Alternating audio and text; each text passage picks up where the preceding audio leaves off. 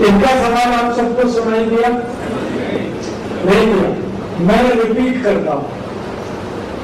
इन्होंने सवाल पूछा कि दुनिया में कई ऐसे संप्रदाय हैं, जैसे इस्लाम, जैसे ईसाई, जैसे यहूदी, वो तुरंत इकट्ठे हो जाते एक कॉल पर।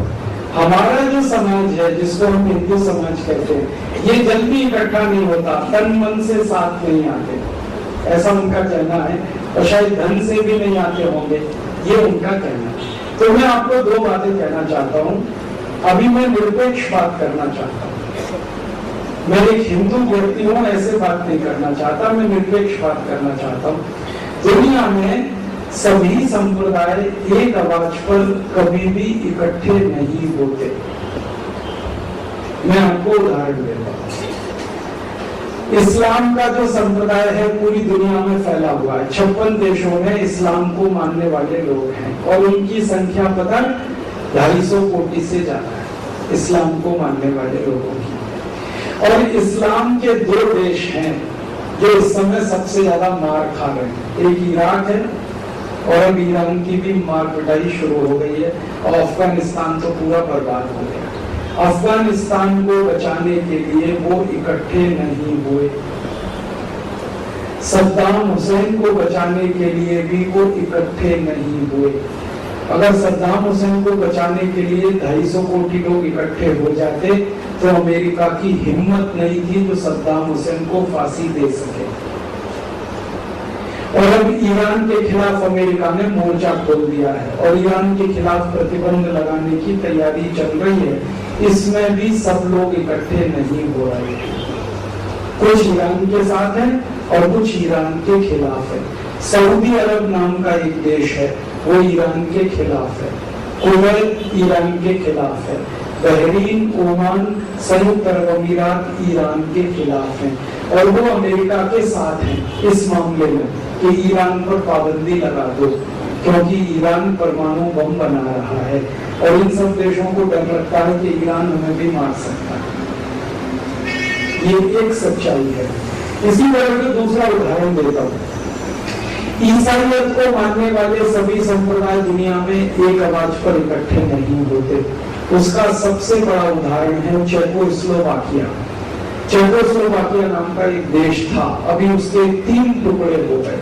चेक अलग हो गया, स्लाव अलग हो गया। इस देश को बचाने के लिए सारे ईसाई इकट्ठे नहीं हुए। पोलैंड नाम का एक दूसरा देश है, वो ईसाई देश है। पोलैंड खत्म हो गया, मर गया, अभी देश नहीं रहा, उसके कई टुकड़े हो गए। उसको बचाने के लिए भी सब ईसाई इकट्ठे नहीं हुए। रूस नाम का एक देश है जिसके पहले 36 छोटे छोटे राज्य थे, सब मिलाकर एक था। वो सब एक एक टुकड़े हो गए। वो सब ईसाई राज्य हैं, एक दूसरे की मदद करने को इकट्ठे नहीं हुए। ईसाइयत में भी ये नहीं होता। अब यहूदी की बात करें, यहूदी तो एक ही देश है पूरी दुनिया में, इजराइल। और इजराइल मार खा रहा है 50 साल से और इजराइल के पड़ोसी फिलिस्तीन वाले उसे मारते रहते हैं। फिलिस्तीन वाले कभी भी बम फेंक देते हैं, वहां असेंबली में बम फेंक देते हैं, कुछ भी कर देते हैं। लेकिन सारे दुनिया के यहूदी भी एक साथ नहीं आते।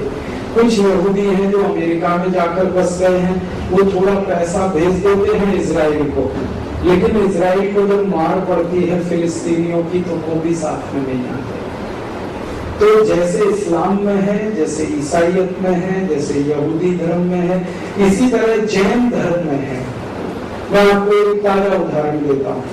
भारत में जैन समाज के 2 संप्रदाय हैं, एक दिगंबर और एक श्वेतांबर। अभी थोड़े दिन पहले बात आई कि जैन समाज को माइनॉरिटी घोषित किया जाए, तो दिगंबर लोगों ने कहा हाँ, श्वेतांबर लोगों ने कहा ना, और लड़ते रहे दोनों और अभी तक फैसला नहीं हुआ।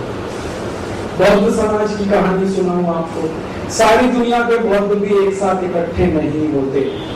इंडोनेशिया एक बौद्ध देश है और इंडोनेशिया थोड़े दिन पहले बर्बाद हुआ था, उनकी इकोनॉमी कोलैप्स हुई थी। दूसरे बौद्ध देशों ने कोई मदद नहीं की इंडोनेशिया।